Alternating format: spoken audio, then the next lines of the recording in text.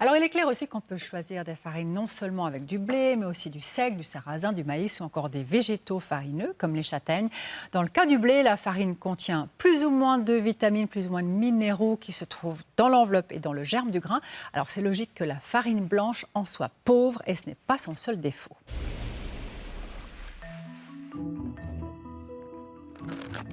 Des pains spéciaux faits avec des farines foncées et enrichis de plein de graines diverses. C'est aujourd'hui une grande tendance. Mais les boulangers reconnaissent que les pains blancs et mi-blancs ont encore beaucoup d'amateurs.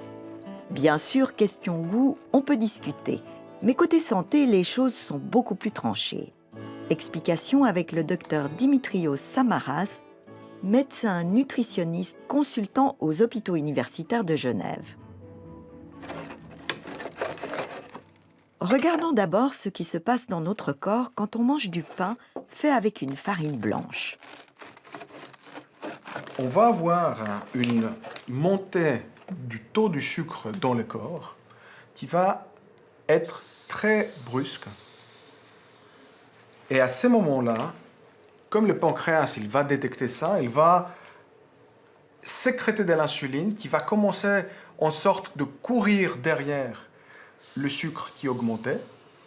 Et en faisant aussi cette montée, le sucre il va commencer à descendre également d'une façon très abrupte, au point même qu'il va dépasser les limites normales et il va aller même au-dessous des limites normales.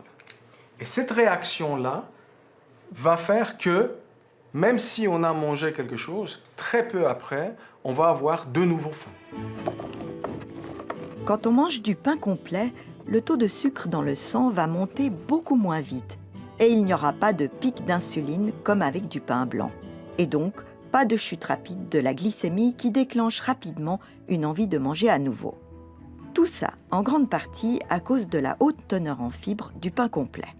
Il y aura en fait un effet des fibres sur ce qu'on appelle la vidange gastrique, c'est-à-dire avec quel rythme l'estomac va se vider dans l'intestin. Et en plus de ça, comme l'intestin il va devoir quand même travailler pour extraire ses calories, en fin de compte, le bilan va être moins de calories qui sont absorbées. Alors que, comme on l'a dit, avec les aliments pauvres en fibres, comme le pain blanc, on aura plus vite à nouveau envie de manger, d'où un risque de prise de poids et même à terme d'obésité. En plus, les pics d'insuline qu'ils induisent ont une autre conséquence inquiétante. En fait, il y a un autre cercle vicieux qui va se former. C'est-à-dire, en ayant une obésité, surtout avec du gras qui s'accumule au niveau autour des viscères, on va avoir une insuline qui est chroniquement augmentée.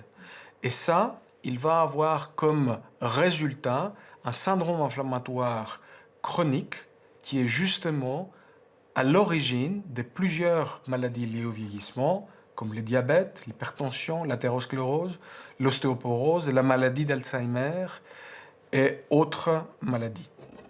Les fibres qu'on trouve principalement dans les céréales, les légumineuses, les légumes et les fruits ont, elles, un effet protecteur. On sait que des études ont montré que les personnes qui mangent plus que 27 grammes de fibres par jour, ils vont avoir une diminution jusqu'à 50% du taux de cancer colorectal. Avec un menu considéré aujourd'hui comme normal par bien des gens, petit pain le matin, viande avec pâtes normale à midi et le soir riz blanc avec poisson, on ingère seulement 9,9 grammes de fibres par jour. Or, en changeant peu de choses, par exemple en préférant du pain complet le matin, puis des pâtes complètes et des petits pois, on dépasse même facilement le seuil de 27 grammes de fibres par jour. Et en optant à midi plutôt pour des brocolis et du quinoa plus riches en fibres, on ingère même plus de 37 grammes de fibres par jour, ce qui, selon des études, permet de diviser par 4 son risque de mourir d'un problème du cœur. Alors, finalement, peut-on affirmer que la farine blanche est mauvaise pour la santé ? J'irai un tout petit peu plus loin même en disant en fait rendait la vie de votre intestin plus difficile. En clair, plus vous mangerez de fibres, plus votre intestin travaillera et meilleur ce sera pour votre santé.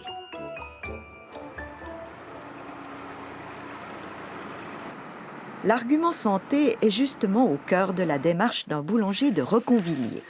Une démarche qu'il a entreprise après un apprentissage très classique du métier et après avoir repris la boulangerie de son père.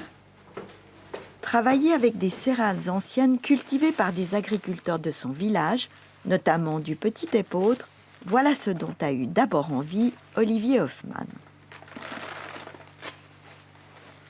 Puis, il s'est résolu à moudre ses céréales lui-même afin d'avoir une farine fraîche et complète.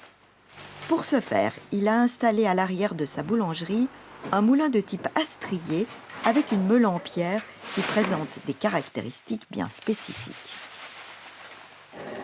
On a les fameuses pierres en granit du Sidobre. Donc là, on a la dormante, celle qui est fixe.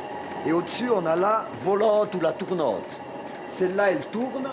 Le grain va suivre l'auget, rentrer au milieu des pierres, là. Il va suivre les sillons. Donc les sillons vont ouvrir le grain, l'aplatir et en extraire la farine. Les deux pierres ne se touchent pas. Elles sont très proches l'une de l'autre, mais elles ne se touchent pas, ce qui fait qu'il n'y a aucun échauffement. La mouture passe ensuite dans un grand tamis tournant appelé bluterie.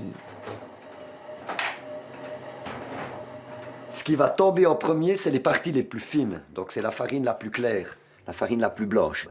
Ensuite, vers le fond ici de la bluterie, on a la farine qui est un peu plus épaisse. On a plutôt de la farine bise ici.